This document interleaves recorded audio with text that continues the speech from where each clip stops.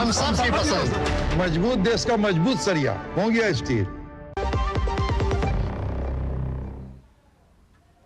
Break के बाद फिर से आपका स्वागत है हमारे इस खास कार्यक्रम में और हमारे साथ खास मेहमान और हमारे दो वरिष्ठ संवाददाता लगातार बने हुए हैं।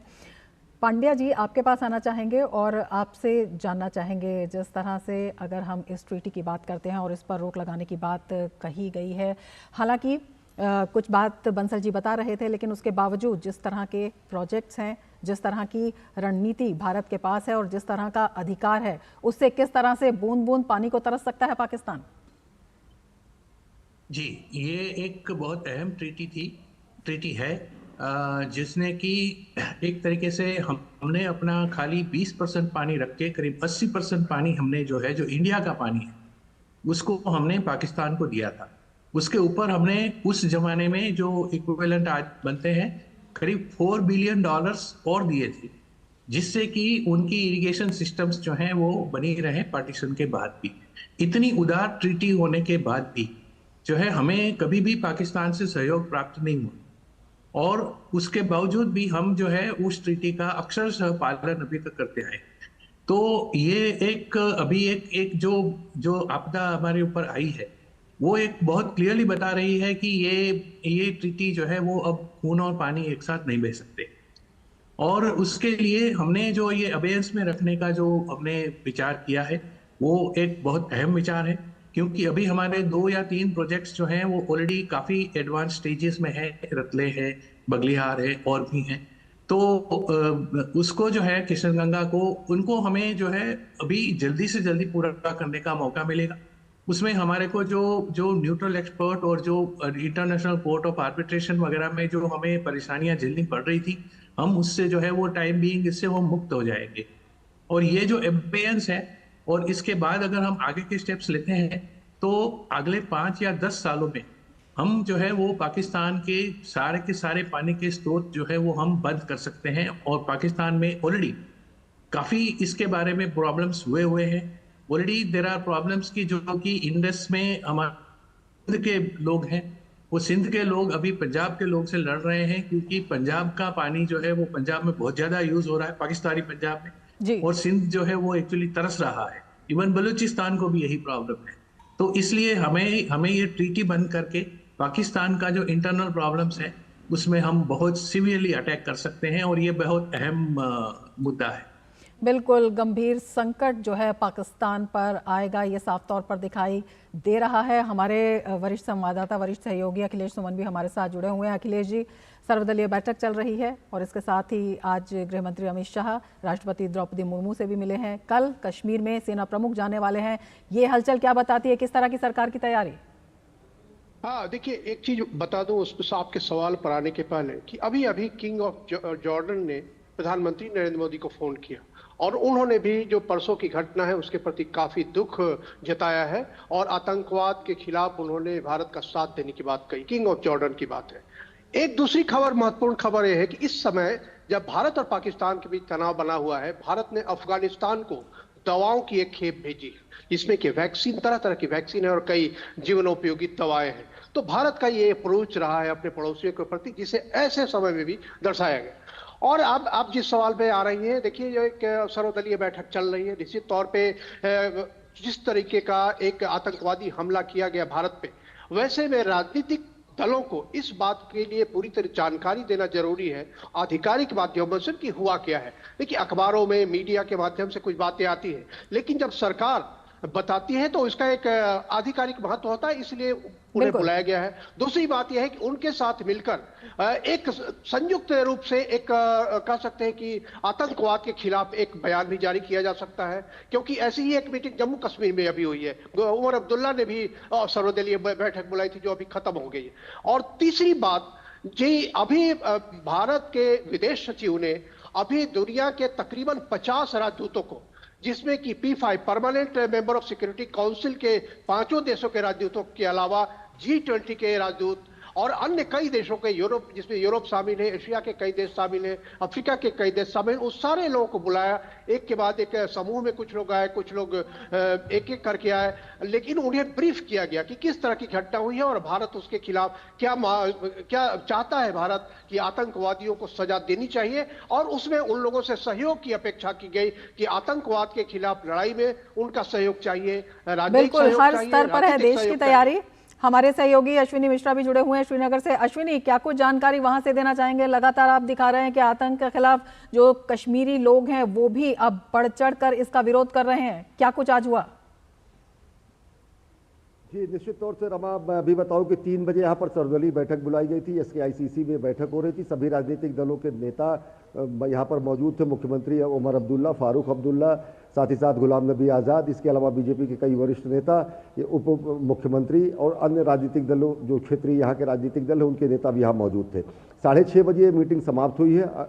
आम सहमति से अननामसली एक रेजोल्यूशन अडॉप्ट किया गया है जिसमें इस घटना को अमानवीय, हिंसक, बारबरिक बताते हुए इसकी कड़ी भर्त्सना की गई है।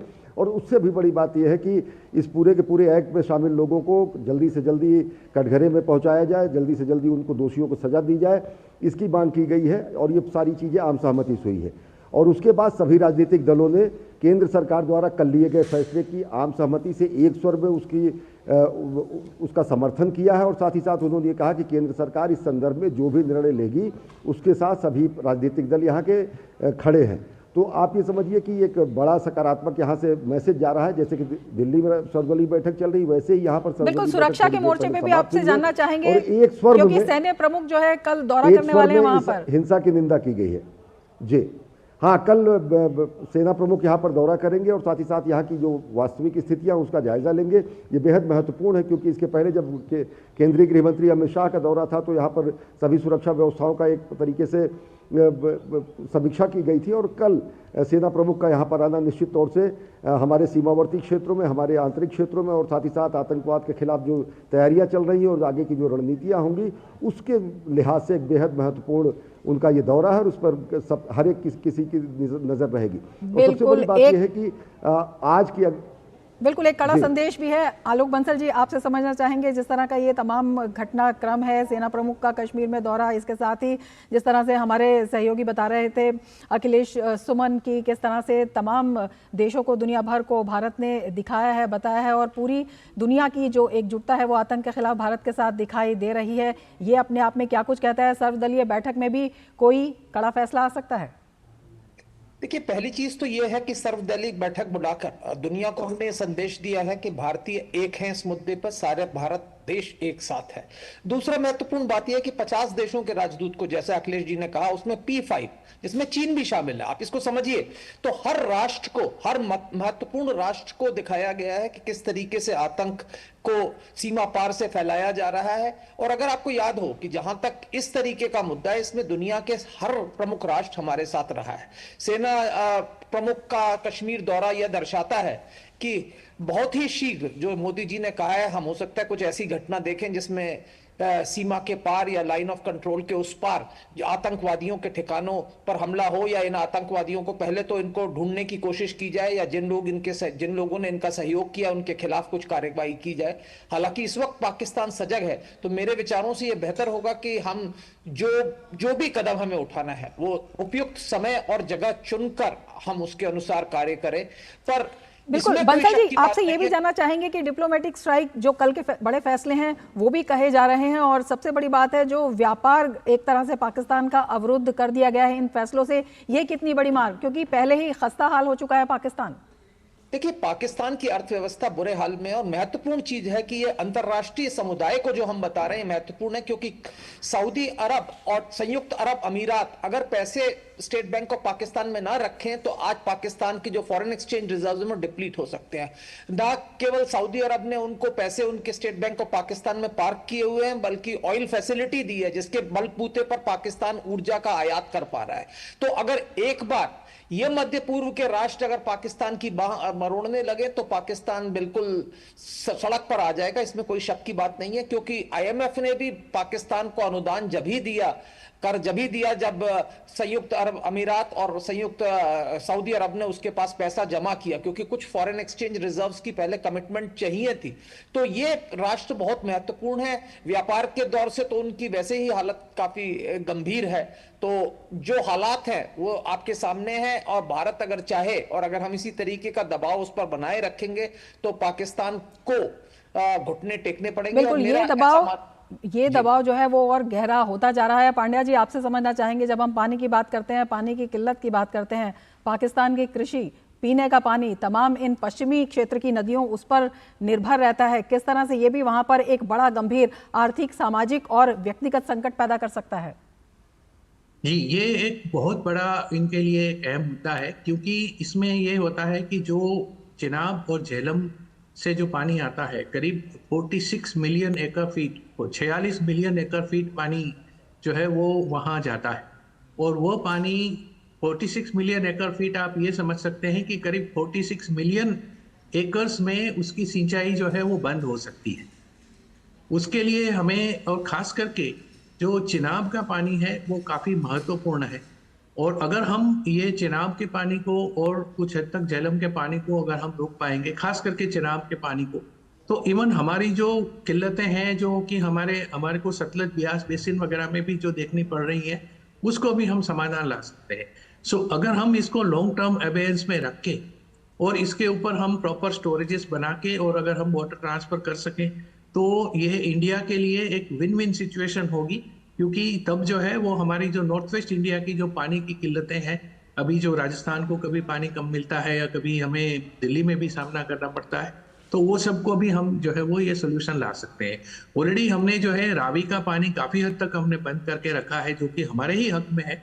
इवन देन अभी तक करीब ये समझिए कि 50 साल तक जो है वो रावी का पानी हम लोग रोक नहीं पाए थे, और वो पानी जो है वो पाकिस्तान यूज़ कर रहा था। तो इस तरीके के जो मेजर्स हैं वो हमें इमीडिएटली लेने चाहिए, और अब ये पीरियड को हमें यूज़ करते हुए अगले 5 या 7 साल में हमें ये योजनाएं जो है वो ग्राउंड पे ले लेनी चाहिए। बिल्कुल, अखिलेश जी आपके पास आना चाहेंगे और आपसे समझना चाहेंगे, जिस तरह से पाकिस्तान की तरफ से भी कई प्रतिक्रियाएं जो हैं वो सुनने को मिल रही हैं। कल जैसे सीसीएस की बैठक के बाद उन्होंने भी अपनी बैठक बुला ली, उसके बाद जो इंडस वाटर ट्रीटी है उसके ऊपर भी उनका एक बयान नजर आया, और जिस तरह से वहाँ के शेयर बाजार में हलचल मच गई है कल के बाद, किस तरह से, क्या इसमें पाकिस्तान का जो डर है वो भी साफ तौर पर दिखाई दे रहा है? हाँ, देखिए, पाकिस्तान की जो बैठक हुई थी कल और उसके बाद आज जो ब्रीफ किया गया उसके बारे में उन्होंने एक बयान जारी किया, और बयान को कहा यह जा रहा है कि कल विदेश मंत्रालय ने जो बयान जारी किया था उसी की कॉपी करके उसमें कुछ चीज और जोड़ दिए गए हैं। मतलब जो हमने 5 चीजें की, उन्होंने भी 5 चीजें कही। उन्होंने भी कहा कि हम एयर स्पेस नहीं देंगे भारत आने वाले किसी विमान को या भारत से बाहर जाने वाले किसी विमान को, चाहे वो निजी विमान हो चाहे वो सरकारी विमान हो। ठीक है, ये भारत इसके लिए तैयार था। उसके बाद जो है कि उन्होंने भी कहा कि हम जो उच्चायोग है, उच्चायोग का जो स्ट्रेंथ है वो कम कर देंगे। उच्चायोग के अधिकारियों को हटाने की बात कही उन्होंने। जो डिफेंस के जो अटैची है, डिफेंस अटैची को हटाने की बात की। ठीक है, ये सब के लिए भारत तैयार था। भारत ने पहले ही ये घोषणा कर दी थी कि हम उन अधिकारियों को वापस लाएंगे। बिल्कुल, इसी बौखलाहट पर एक छोटी सी टिप्पणी अश्विनी से भी लेना चाहेंगे। एक चीज मैं केवल ये बता दूं कि उन्होंने कहा कि सिंधु जो जल समझौता है, अगर उसे भारत ने उसको खत्म किया, पानी को रोकने की कोशिश की, तो उसे हम युद्ध की घोषणा मानेंगे।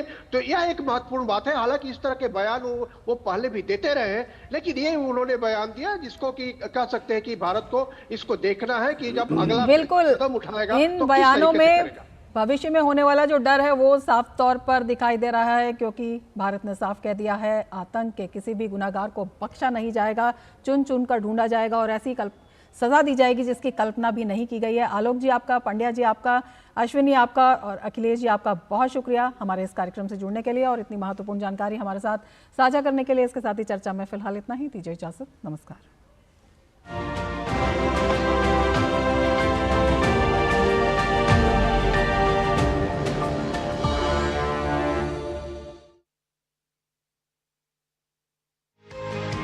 म्यूचुअल फंड में कैसे करें निवेश?